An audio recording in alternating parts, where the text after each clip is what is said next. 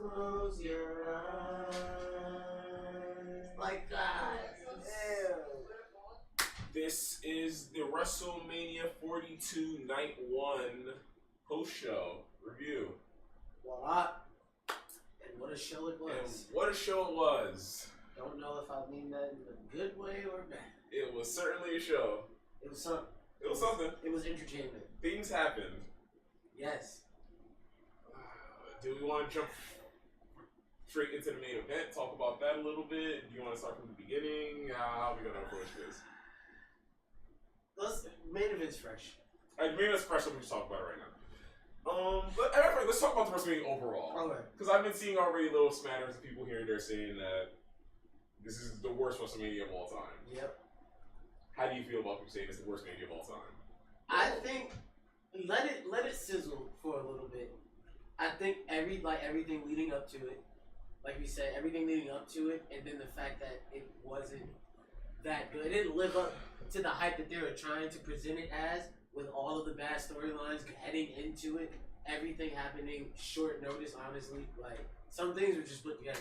Like the Seth and Gunther match, even though they're great wrestlers. Tremendous wrestlers, but it was thrown together. It was just like, yeah, we need a match here. Big name. I feel like that was the trend of the show thrown together. Literally. I feel like the return that we could get to when we get to the women's tag match, but Paige returns thrown together. That just... Paige and Brie Bella, just now they're tag team, they're champions, thrown together. We needed a face here.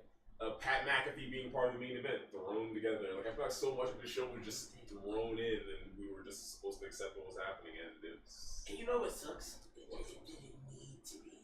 It didn't. This show could have been so much better than it was.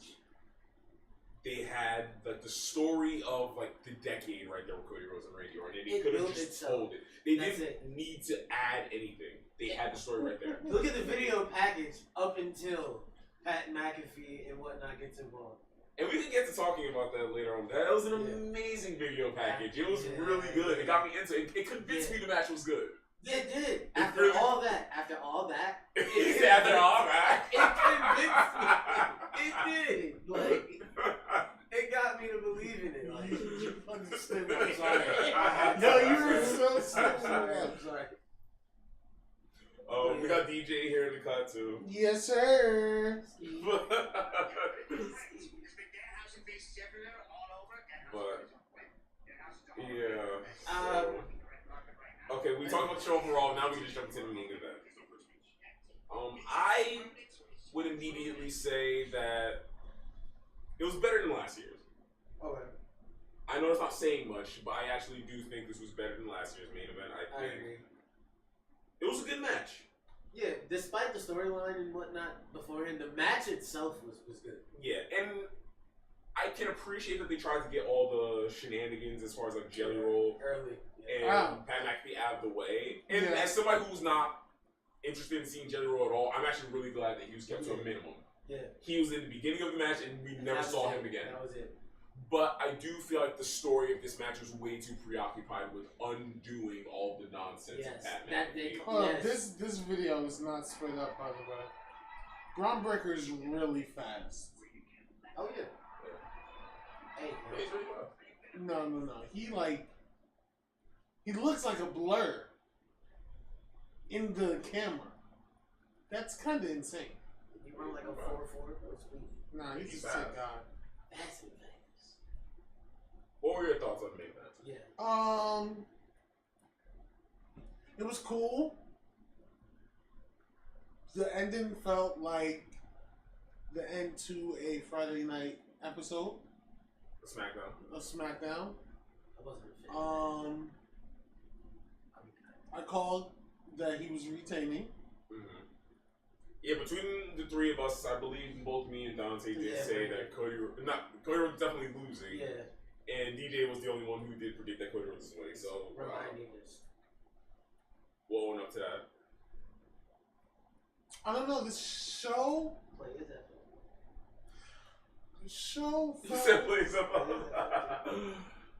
I don't know, this show just, it didn't feel like it didn't feel like a Sunday Mania, you know? You know why? It felt like a bunch of Saturday main event. Not even main event. Nah, just Saturday WrestleMania. Saturday WrestleMania. Yeah, man. You must be living under a rock. And yeah, as y'all can see with the graphics and with the title of this video, that is the name of this post show. Because I feel like that's the story of the show. It wasn't Sunday. It was not Sunday. And it felt like a bunch of Saturday WrestleMania. Yeah, that's what it felt like. Say it. Killing ended up on the show tonight, but you know what? He didn't want to be on the show tonight because he doesn't fuck with WrestleMania. He might be here tomorrow. Exactly. Because he'd be worried about Sunday WrestleMania. Exactly. He's not worried about Saturday WrestleMania. I'm a Sunday WrestleMania king. But, alright, we could jump back to the beginning of the show now. It's opened with a video package by Lin-Manuel Miranda, and then was immediately followed by John Cena showing up in a suit. No run to the ring. No run to the ring.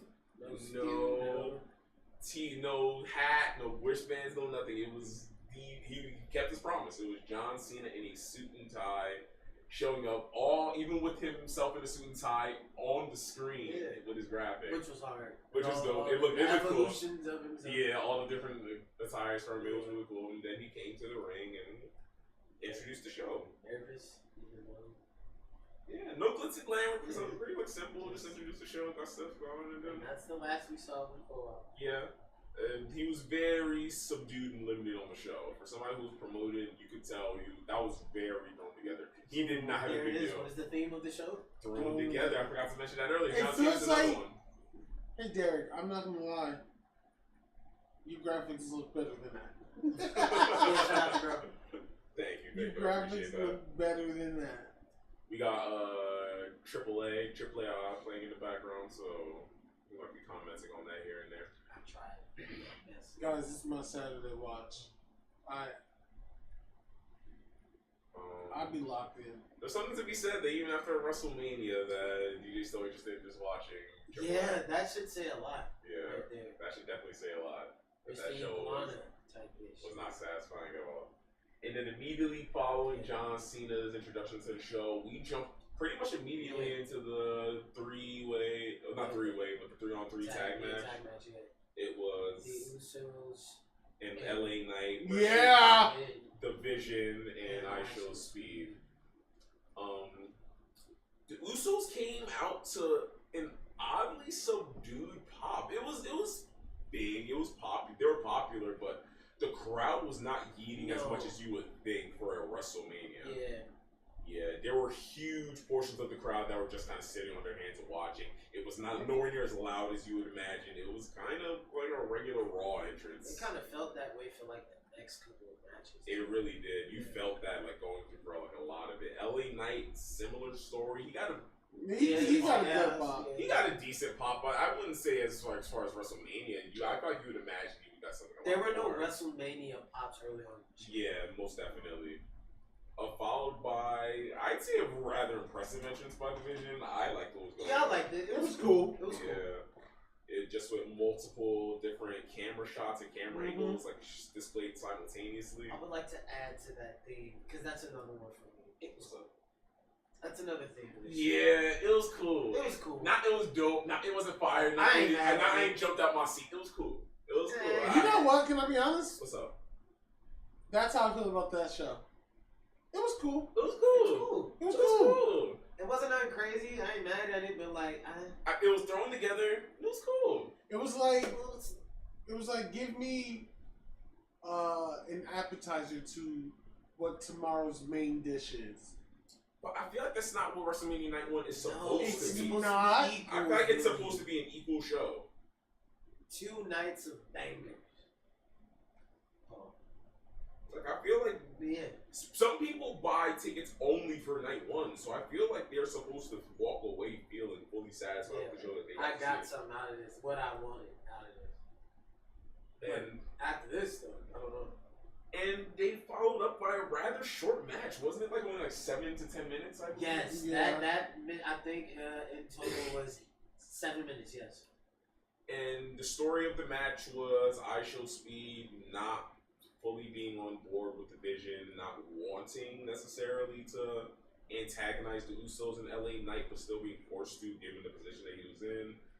Ended up with who got the pin? I think it was Austin Theory trying to set ISO Speed up for a spot to hit LA Knight, and he was apprehensive to do so. Yeah. So LA Knight reversed it into the BFT, knocked out. That was the match. Yeah, and then ended up getting the pinfall victory, which then followed Logan Paul, who witnessed the whole thing, punching Speed in the mouth multiple times. He beat the fuck out of Speed. Yeah. Taking him out to the ring, taking him onto the announce table. He was going to do a splash until he was finally interrupted by the Usos and LA Knight, who then beat him up, picked up ISO Speed, and he encouraged him to do a tremendous. It was a beauty, but he's athletic. Yeah, a tremendous frog splash. And from a high, that was a high spot. Yeah.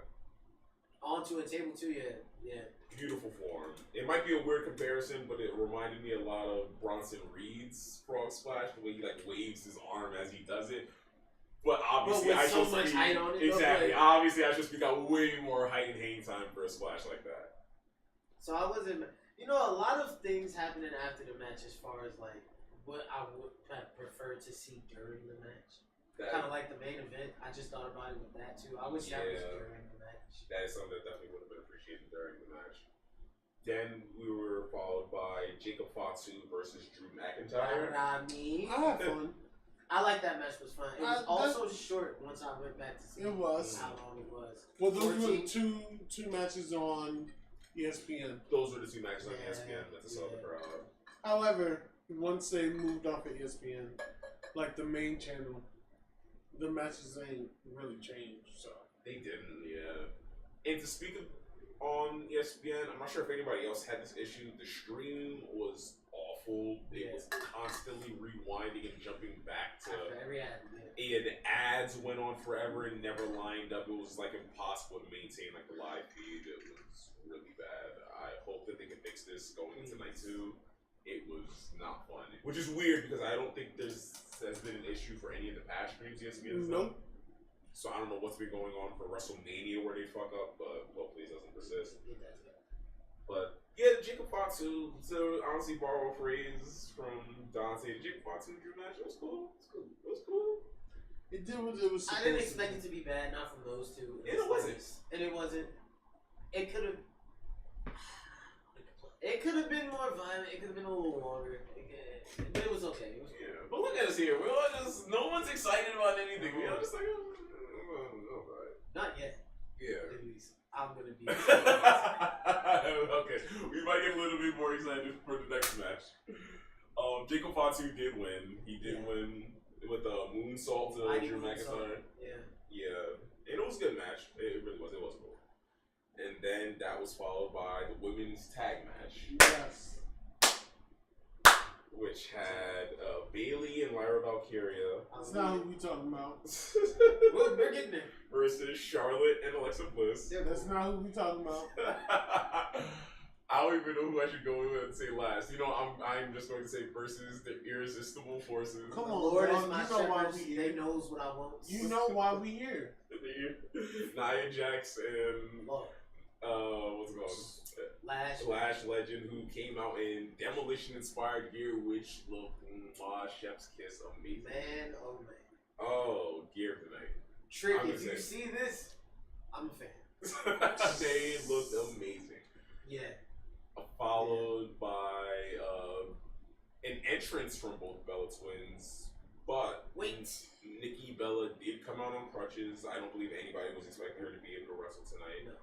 And she did bring out a replacement, which was the returning Paige. Which was speculated or confirmed, actually, right? Yeah, I'd say it was fairly confirmed by this point. I think everybody knew what was coming. Yeah, it was announced. It was confirmed by many sources. I just didn't expect it to be. Well, I did, but I didn't want it to be so soon. But the opportunity was there. Yeah, if anything, I thought there'd probably be a little bit more pomp and circumstance. Right. But they really did just kind of come out and just introduce her. They came out. You know what they did?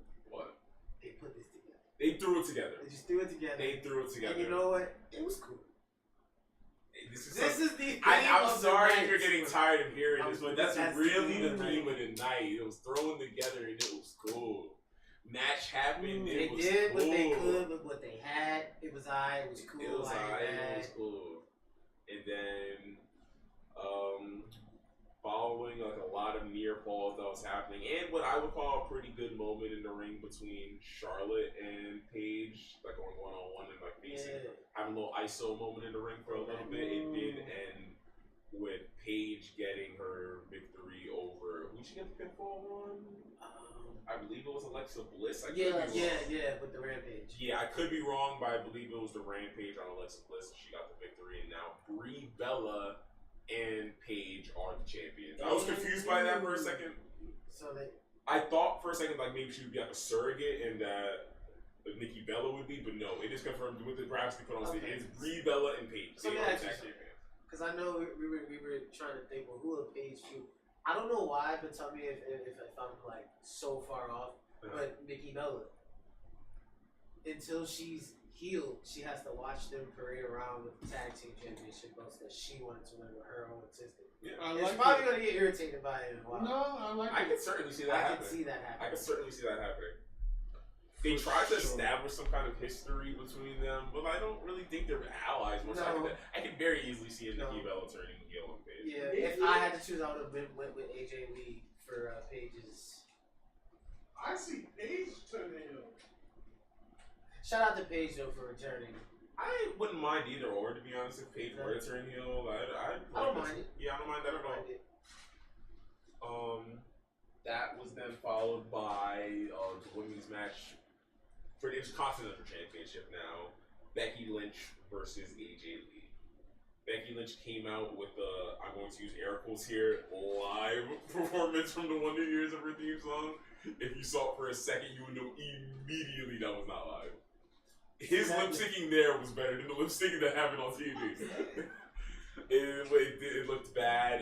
Great song though. You know? A tremendous theme song. I love Becky Lynch's theme song. We actually rewound it back to listen to it because we love her theme song, but it was so obvious that was not live. I feel like she could have had a much more spectacular WrestleMania. And that's another thing. Even the entrance itself, like her portion of the entrance, was very bare bones. It was no different than a regular Raw entrance. And that was another theme of a lot of the entrances. None of them felt WrestleMania-esque. They never felt WrestleMania itself didn't feel like that. Like, obviously the stage is big, we're in a big arena, but it didn't feel big at all. No. Like Darren said, 5 days, do it together, and it was cool. Yeah, apparently the stage was thrown together within like 5 days. If that's truly the case, then kudos to them. That's amazing that they were able to accomplish that. But at the end of the day, the final product, it was good, it was cool, but it felt thrown together. Followed by AJ Lee coming out. She came out with a bunch of like little girls that were dressed like her, doing really like skipping in unison. It was like a choreographed AJ Lee entrance where they all did the same thing. It was very cute. They were all dressed like her. Very similar to like Bianca's entrance, if you can recall from like years past, where she had little girls come out dressed as her, like many John Cena entrances where you see like Make-A-Wish kids come out dressed like him. It was giving that. It's always you can't go wrong with the kids. Exactly. Because who's gonna, you know, we love the kids. Yeah. Shout out to the little one that didn't make it. Yes, there was clearly one that was still left behind backstage, and I would imagine she was afraid of like all the pressure of being on TV in front of a huge crowd like that. I completely understand. I'll probably feel the same way if I was her age. Shout out to you, though. Yeah, shout out to her. The story of the match honestly was more about Jessica Carr and Becky Lynch than it was AJ Lee. There was a lot of tension built up that obviously been building for much time at this point, many months, maybe even over a year between them, and a lot of near falls, a lot of like near hits. Cheating shenanigans. A lot of cheating shenanigans. One that even led to a very close near fall from AJ Lee almost pinning Becky Lynch, which ended up with finally Becky pulling Jessica Carr in the way of a corner spot with AJ Lee, knocking her out and distracting her where Becky rather. What did she do? She used the exposed. Yes, that's it. She exposed the turnbuckle and then threw AJ Lee into the turnbuckle and then got the pin. So Becky Lynch is now once again 3-time. I see. Three time because she won it, lost it to Maxine, won it back, lost it to AJ, won it back again. So she is a 3-time, I believe, Intercontinental Champion. Mm-hmm. The man has come around. Yeah, and what do you guys see next for Becky Lynch now that she is once again Intercontinental Champion? I don't know. And are they gonna be mixing things up as far as the rosters after Mania? I can definitely see people getting called up. I can definitely see the likes of like a Sol Ruka from NXT I would being love called that. up. Actually, I would love And if she were to be called up, I think the Intercontinental Championship division and a feud of Becky Lynch would be perfect. Yes. I love that. Actually, I really like that idea. I like that. I think both of them should be perfect. JC Jane is getting called up though. That's another one. But JC Jane is heel. She's very much so a heel, so that's going to probably be a little tricky. Facing that, and both of them are good heels right now. Yeah. In the long run, I could definitely see her like crossing paths with Paige. Yeah. Like, that could still probably be like maybe not now. Yeah, I think it's be too early. Tag division and then very possibly a feud with Nikki Bella or something like that. So we're talking way down the line with this. Yeah, who knows what's ahead there? Yeah. And then to move on to the next match, we talked about it a little before. It was Gunther versus Seth Rollins. Match thrown together. Not a lot of build-up. Not a lot of build-up. Doesn't really need it. I give this one grace because they're just such great wrestlers and characters that you don't really need it. I agree, and it had a lot up in the air. Yeah. They didn't know how. There was a lot of injury that was being dealt with on both sides with Seth Rollins, many of the Division members, and who I believe Gunther's original opponent was going to be Rey Mysterio. So a lot of things were up in the air, and then it was just kind of thrown together with the story that I find to be compelling enough. Yeah. They both think they're the best wrestlers in the world. We're gonna wrestle. I need to prove that I mean, it's simple for something thrown together with two great wrestlers. You can't go wrong. Yeah. Still mad about that, but at the end of the day, it was cool. They had a really good match. They had a very good match. Yes. Not surprised. Arguably, I maybe have to think about it a little bit more. Arguably, the match of the night. I would say so. If not the main event, but I'm not gonna hold you just as far as the wrestling. Yeah. I would say Seth Gunther was the match of the night. It was a very good match. With the main event following a close behind. Yeah, they did everything.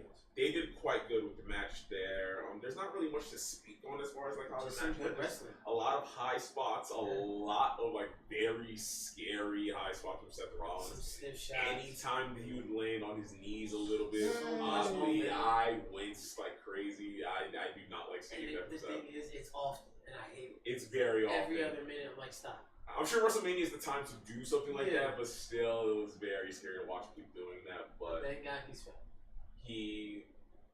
Once the action spilled onto the outside, Seth was finally met with a very, very quick spear. One that apparently, according to DJ Braun Breaker was moving so fast, even the fans, according to the camera, could not catch him. And a spear so hard that flew into the barricade that we initially thought he broke his neck. It looked that scary. It did. It looked that scary. Because he flies when he takes off, it's just like a nose dive. Upon a second view, we did see that he was perfectly fine. And then, it was very close. Very close. Thrown back in the ring, thrown into a sleeper hold submission. He was tapped out, or just passed out. Yeah, he passed out rather. He was knocked unconscious, and Gunther got the victory. He will let us know about it on Monday. Yes, I am certain he will. Yes. Followed by another very long-running spear by Braun Breaker that was botched a little bit by how Seth sold it, but still a very good ending. And something else that I guess we could speak on to say that maybe could have happened in the match. Yes. It was. I understand that his initial spear was going to be a surprise, but the long one should have been better. Yeah. The camera capturing that moment instead during the match would have been much better. But at the end of the day, it was cool. Yeah. I'm excited to have Braun Breaker back, honestly. It was speculation that he'd be healed by this time to be back. He got physical, so he should be healed up and cleared. So I'm just happy to see. And he looked tremendous. Yeah, he's even bigger than he was last time. Yeah. Walked back up, was embraced by Paul Heyman with a hug, and we are all back. We'll be seeing Heyman again. Yes. And then following that match, match was the women's World Championship match, rather, with a special performance entrance by the challenger. Liv Morgan. I ducked her Sonic trouble like the plague. That was a first ballot. I'm not unmuting this video on the table for me. I was not unmuting that video for the life of me. I told you, you're gonna be hearing it tonight because, buddy, that's her new theme song. And it is indeed a new theme song. I did hear it, and I gotta say, I don't hate it. It's not a terrible song. Let me tell you something. I couldn't duck it. I was just happening to be watching Raw one night, and here's Liv Morgan's music video. So I wouldn't say forced to watch it, but I watched it. But it was on. And I was like, you know what? Let me go look at other people's reactions to this. And I'm like, you know what? After hearing it 3-4 times, it's not bad. It's not bad at all. It's not bad. It sounds much better in an arena during an entrance than it does just listening to it. Yeah. I'm a fan of it. I mean, she's evolving. Why not do something different? Liv Morgan's never been shy about taking inspiration from Britney Spears about like her gear and stuff. So implementing that into her theme music, I guess, is not a surprise. And it's not charting or anything like that. But as a theme song, it's not bad. It fits. Yeah, she had a little choreography on stage. She like danced. It was very theatrical. It was very Britney Spears-esque, and I didn't hate it. I could not be mad at it. And as time goes on, I'm going to sing it more. Yeah, it's going to be an earworm. It's one of those you hate to hear it, but have to sing it. It's definitely going to be an earworm this time. Yeah. Speaking of earworms, another theme song I've avoided that's actually been around much longer is Stephanie McCare's new theme song. I've heard many complaints about it. I kind of avoided it. I never really listened to it. I'm not gonna lie. Well, yeah. I don't hate it. I don't hate her Common doesn't even realize it. Just sitting there, I'm just sitting there, like, it gets stuck in my head. I don't mind her new theme song. I actually kind of like it. But that was the match.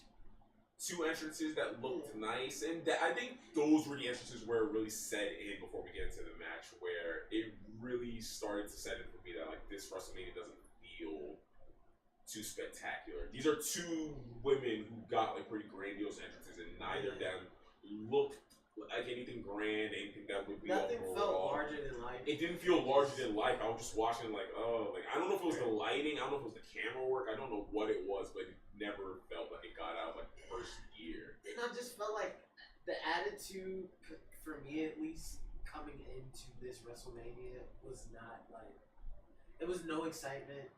I wasn't like, WrestleMania, because last year and the year before, I'm just like, it's WrestleMania season, it's WrestleMania weekend. This year, it was just like, all right, let me watch the go-home show and get ready to watch it today. So it was like, you go in with expectations of, this isn't going to be good.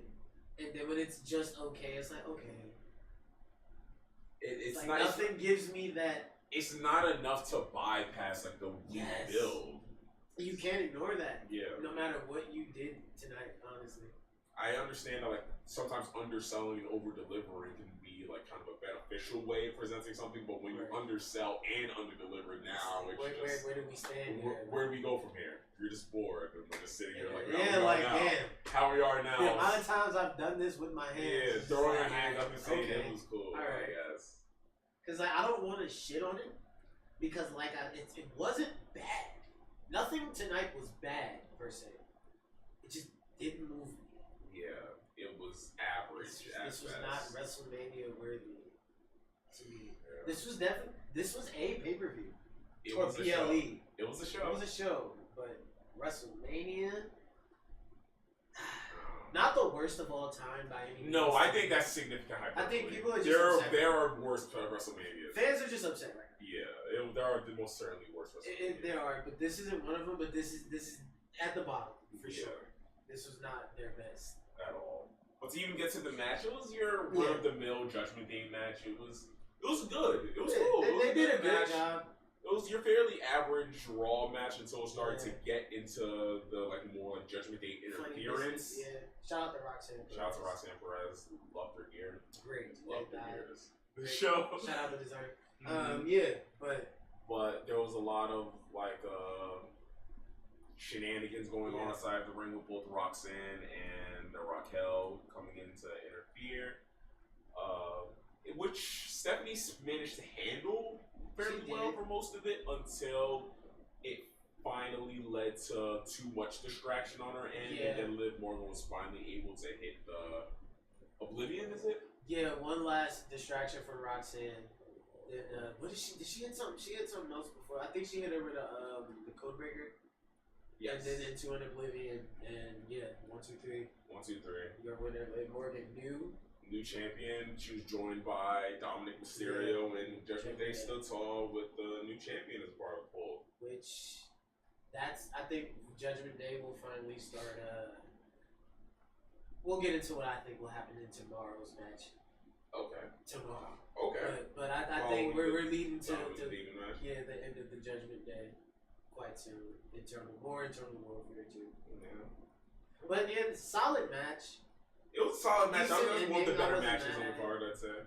Predictable ending, but to me it is not. I would say that as soon as she won the Rumble was my prediction. And honestly, I'd say as somebody who's not even the biggest fan of Liv Morgan, I think it's the right choice. Yeah. I think Stephanie McCare's run was going a bit stale, and I think it was the time. I mean, most of her matches were just all Raquel. Yeah. And that's not her fault, but which led me to believe that there would be more of like a negative involvement from the Raquel, like maybe like costing Liv the match or like that's the direction I thought they were going to go. I thought that's what they were going in as well. Honestly, I even thought that with all the matches, because I felt like Raquel was facing Stephanie on a regular basis. I thought we were going to end up with a Raquel Liv match. Yeah, that's what I thought we were heading towards. I still think we are. I would love that. Don't think maybe Backlash. I don't know if they're gonna get into that storyline that quick or not.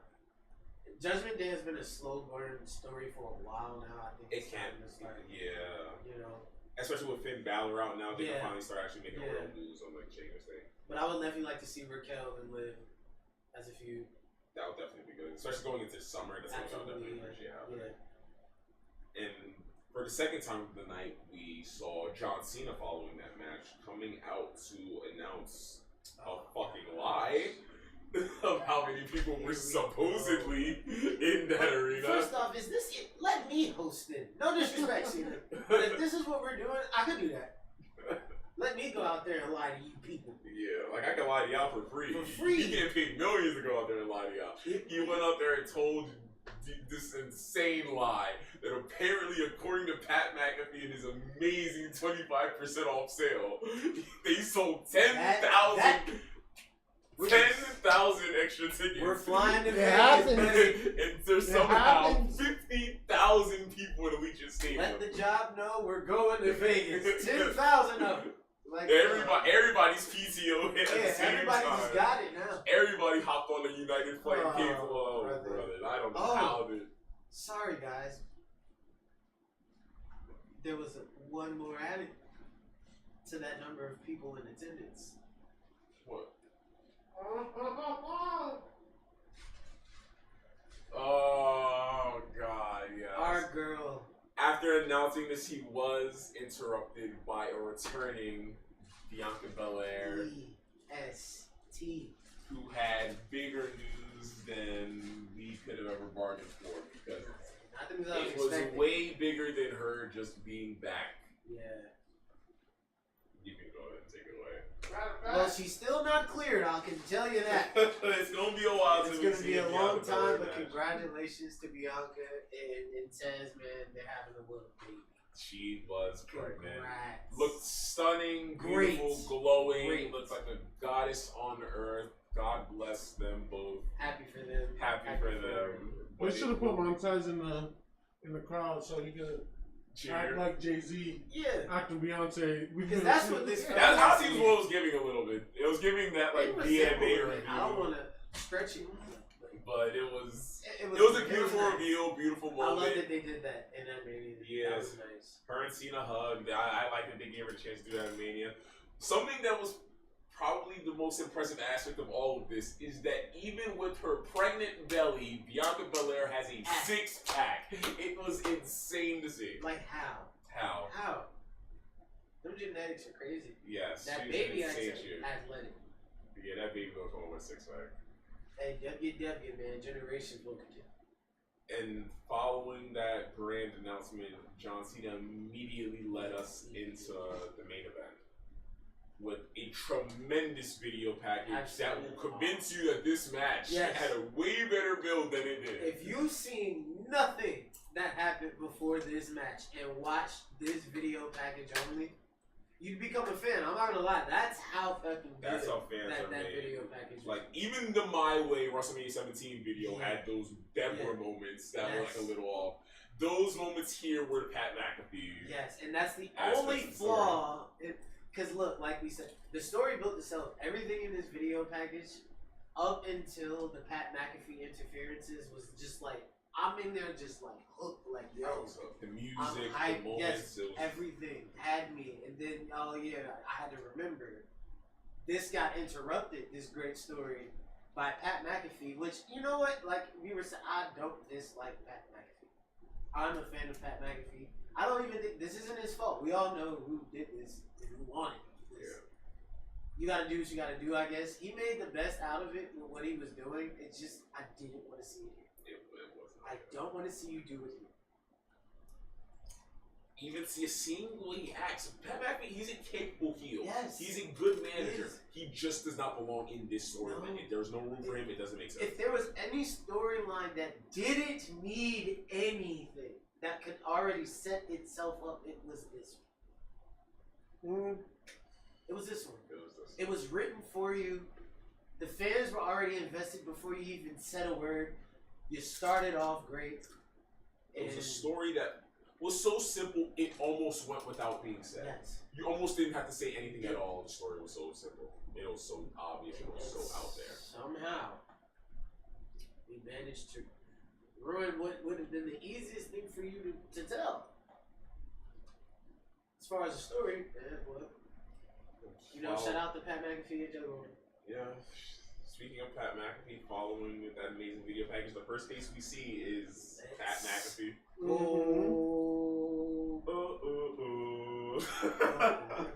It was a great theme song, still a great theme song. Still didn't want to hear Pat McAfee coming out, interestingly enough, in Travis Scott Jordan 1 low sneakers. First thing I noticed when he walked out there, I thought that there would be a little more significance to that. Probably just a cute little callback to last year. It didn't bear any further significance. But we saw that. Came out, followed immediately by Randy Orton's entrance. Which it was cool. It was a regular Randy Orton entrance with a nice little snake in the beginning. Yeah. Better than what was following him. Yeah, no sperm snakes. No sperm snakes this year, you know what I'm saying? Just long ones. That's all. And his snake got bigger this year. That was followed by a fairly well done Cody Rhodes entrance. It turned into, I'm not even sure how I would describe it. Is Iron Man? I think kind of Iron Man-esque, that like the stage kind of almost lowered into this like underground like bunker type lab or something. As far as like if you were using Iron Man, his suits, but instead it was like just all of his past characters, if you will, and attires. It was like a secret headquarters, or like a superhero headquarters, with like all past costumes. All Cody Rhodes' old gear, vests, jackets were like in the background, and on the stage physically were mannequins looking very creepy. Like I was like, bro, that's weird. But they were made to look way too much like Cody Rhodes. It was did creepy. The job too well. Featuring his debut gear in his green trunks that he had worn facing Randy Orton. Undashing. His undashing Cody Rhodes gear with the mask and like everything that he wore like back when his like supposed nose was broken. He was ugly. Then Stardust gear. Mm-hmm. And then lastly, the gear that he wore when he returned at WrestleMania 38 against Seth Rollins. All spread out evenly as he rose from the Cody Vader with smoke and beautiful, just covered head to toe in gold. Gold, yeah. He put that shit on. He knows. He knows how to make his gear look good. Yeah. And with a great entrance from then on. Was that Was that the best entrance of the night? Yeah. Probably, yeah, right? Yeah, as far as like it being so Feeling grandiose or being like WrestleMania-esque, most certainly, yeah, that was probably the best entrance of the night. As introductions were being done, Pat McAfee interrupted, very similar to how Paul Heyman does for all of his clients, and like hyping him up. Yeah, hyped him up, gave him the like verbal introduction for Randy Orton, and as Cody Rhodes was getting ready to like begin the match, he was interrupted with a mic shot to the head by Pat McAfee. Wow. He was jumped by both of them, and then was responded with by getting fought back by both of them. Cody Rhodes fought both of them, right? Yeah. Cody Rhodes fought both of them and was helped out by Jelly Roll, who was in kind of just popped up out of nowhere. Yeah, we literally were talking about like Jelly Roll. We were literally groaning and just dreading the fact that Jelly Roll had to be part of the match. There he was, showed no big entrance, no anything. He was just ringside, which I loved. And shout out to him for doing everything. I'm not mad at anything that he did today. Climbed the English announce table, ran into the Spanish announce table, and did elbow drop into Pat McAfee, crushed him. I think the segment went on a little bit too long. The whole part of like putting Pat McAfee in a stretcher and stretching him out the building kind of dragged on a bit. It dragged on a bit, but the fact that they were interested in getting the shenanigans out of the way first and foremost, I actually really appreciated it. About Randy and Cody. And actually, General even yelled that like this is going to be the one-on-one match that was meant to be, which I greatly appreciated. So, as somebody who was never really a fan, I'm not mad at Jelly Roll. Yeah, somebody who was never a fan. Thank you, Jelly Roll. Yes. You did great for what you had. It's one of those things where this is a storyline that I didn't need or want anyone else in. Yes. That's it. And then from then on, it was a fairly one-on-one, equally. Yeah, they both had their balanced match. Back and forth. Yeah, a lot of the story was obviously meant to be like Cody Rhodes trying to tap into more of like a visceral, evil side of himself. Whatever it takes. Yeah, trying to do whatever it takes to win, and that did not win him over with any fans. He got a lot. He got a lot of boos. You would think he was the heel going into a match like this. It felt like he kind of started playing into that role a bit. Most certainly, yeah. You could tell at some point there was a pivot, and he started to lean a little bit more into the negative reactions. Because I felt like it was meant to be conveyed that he was being more badass and being more like randy and not holding back, but everything was seen as heelish. Everybody's like, yo, I am. Everything he does, he's evil. Everything he does. Oh yeah, he's a heel. He's a heel. Oh, low blow. Low blow heel. Oh, blood white to the chest. Oh, he's a heel. Yeah, there was a shot where Randy Orton was bleeding after a post shot right around his forehead, and he dipped his fingers into his blood and wiped it dead across the dream tattoo on his chest. It looked very heelish. I know what they were trying to do with it. They didn't. If everything came on, and at this point, I feel like if it's coming off that way, then it is. Roll with it. Yeah, sometimes things are exactly what they look like. I'm for it. It was a lot of like paired finishers. There was a crossroads by Randy Orton. There was an RKO by Cody. Just like a lot of moves of them clearly trying to both one up each other as far as like being. I'm not sure the word I would use. Not evil necessarily, but be vicious. I think that's a good word. There you go. Being as vicious as possible. And malicious. Who's more violent enough to get this job done right now? Yeah. With the aforementioned poke to the eye that Cody Rhodes gave Randy Orton, he did respond with an RKO to Charles Robinson. That was funny.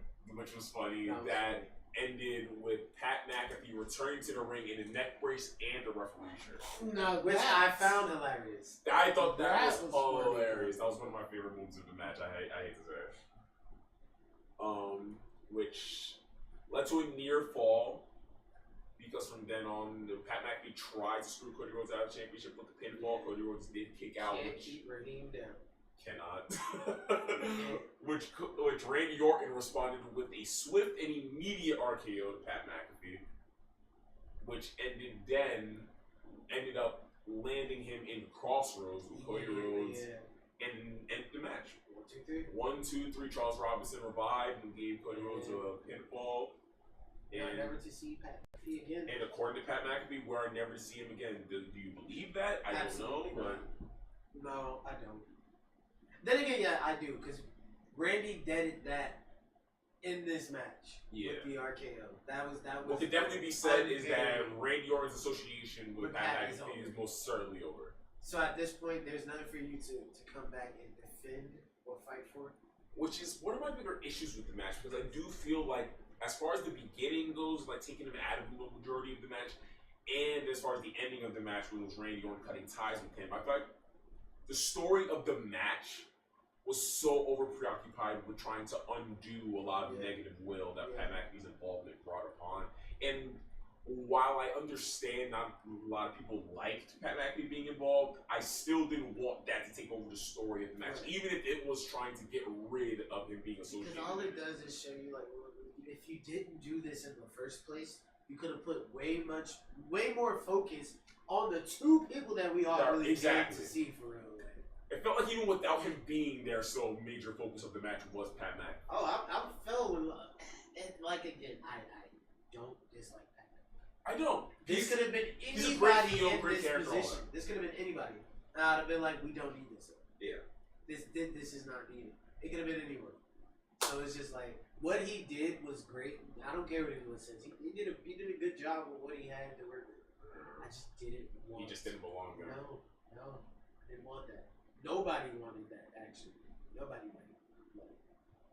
And following Cody Rhodes' victory, he was celebrating, and that was immediately cut short by Randy Orton re-entering the ring, taking the championship, and hitting him across the skull with it. More after the match. Yes, a lot of things after the match that should have taken I place was during calling the actual for match. a punt the entire match. I actually thought that would take. That's what the end was. What I thought. I thought that would be a significant part of the story of the match, and I guess you could still say it was, but it took place post match.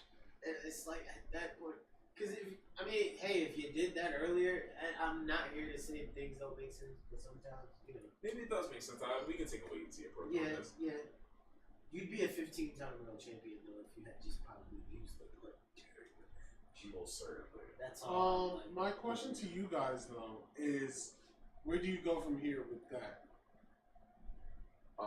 Before we go there, we should finish like what actually happened. Yeah, okay. As Cody slowly rose, Randy Orton watched him holding the championship. He tossed it aside and backed up into the corner, and then finally hit Cody Rhodes with that punt kick that we thought would have been better during the match. And that was essentially the end of the show. That was it. Yeah, he gave the punt kick, held the championship high, supposedly took it with him after the match, and then that was it. WrestleMania cuts it black. So where we go from here, I'm not sure. Seems like they want to continue this Randy and Cody feud, I guess. Another Backlash match, no tag team this time, though, I guess. I suppose. Maybe they want to do it their way now, do a quote. Yeah, like redo it and give us which I wouldn't necessarily be upset about, but it's like you kind of ruined the lore of the first one. Yeah, I feel like there's only one chance to make a great first impression, and I do feel like it feels like you wasted WrestleMania. Yeah. Which I almost feel like you're kind of doing 2 years in a row. If at SummerSlam you're trying to use that as a make good for your lackluster WrestleMania main event, I feel like if you're trying to use Backlash for that now, that's a little bit disappointing. Because it looks exactly how it looks. Yeah. You don't have to say it with words, but you're basically saying we fucked up the first one. And we're trying to fix it. Yeah, that could be rather disappointing. So from, I don't know where they go from here. I really don't. Not. Overall, I'm not mad at the match was good. With all of that we're saying, we did enjoy it. It was fun. Match. It was fun. It was a fun match. It was cool, but a lot of the story beats in there didn't belong in a match like this. It did feel thrown together, and it was a very WrestleMania. Do you guys feel like it's too soon to give any kind of like rating to this WrestleMania? So I could give you an early one. Yeah, we're gonna be back tomorrow with another recording. So if we have any revisions, 7, got a 7 from DJ. I would say 6.57, somewhere in that range. 6.5, that's fair. I think I'll go like 6. Something like that, yeah. 5, 6, maybe 6. In that 6 area. I think honestly, that's me being generous. I think had this show had a better build, I'd probably be more inclined to give it a 5. Absolutely, with the same way that the matches went, but with a better build. Yeah, but I think with the ass build, like I'm thinking, like the show wasn't as bad as I would have thought anticipated. And honestly, I've been so tapped out of WWE lately that like I don't even care enough to be invested to like feel angry. So like 6 or whatever. Missing much. I still watch in hopes that something. I'm that kid from The Incredibles. Waiting for something amazing, I guess. Like, just waiting. Yeah, we haven't gotten it in quite some time now. So, I don't know. We'll see how things go from here. And that was night 1 of WrestleMania 42. It was, okay. It was cool. Yeah, it was cool. It was cool. Well, we got you guys here. Check the QR code right there on the screen and link below, 3dwrestlingpodcast.bigcartel.com. We have amazing shirts on there for wrestlers like Cody Rhodes, Bray Wyatt, The Rock, John Cena.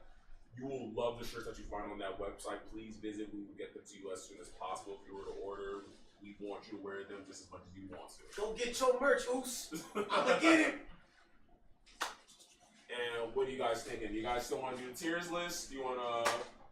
Got tomorrow? Save the tiers list for We'll save it for tomorrow. Yeah. Alright, we got some fun tiers lists for tomorrow. I can't wait. You are definitely going to want to come back and tune in on that. It is going to be just as fun to watch as it's going to be to make. And that is our WrestleMania 42. Well, 41 was in Vegas too. That's our WrestleMania Las Vegas post-show review. Please sound off in the comments below. Let us know your thoughts on the show. Let us know if you agree with us on some points. Let us know if you disagree. Let us know what you would rate the show. We pretty much have like an upward numerical order: 5, 6, 7. 7. Yeah. No, 6, 7, 6 and a half. 6 and a half, 7. Yeah, 6, 6 and a half, 7. You know. So let us know what you thought of the show. Let us know what your favorite parts were. Let us know what your favorite entrance was. Especially going to come in handy for tomorrow's tier list. We want to know that. Before we sign off or whatever we're going, okay. What are you guys looking forward to tomorrow? Match of the night. Obafemi versus Brock Lesnar.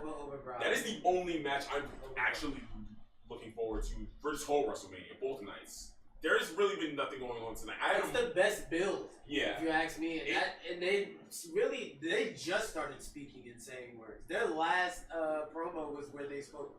Everything else has been straight. It's surprising to me that this is booked by the same people. It shouldn't. It doesn't feel like it's on the same level. It's like it's such an amazing build going on over from Brock Lesnar. Like this is legendary WrestleMania shit happening here.